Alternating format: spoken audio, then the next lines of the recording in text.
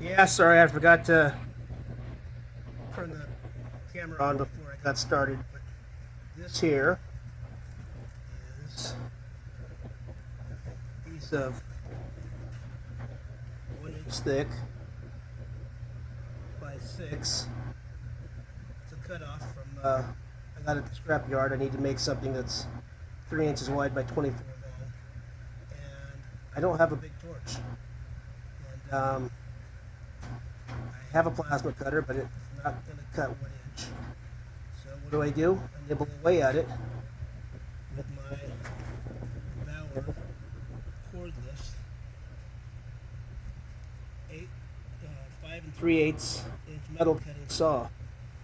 Now, I've seen people not like these because they say, well, it doesn't have a miter feature. You can't tilt the blade. Well, I'm here to tell you that I don't need to tilt the blade. I just need to cut the steel. And this thing's cutting it 1/8 of it at a time.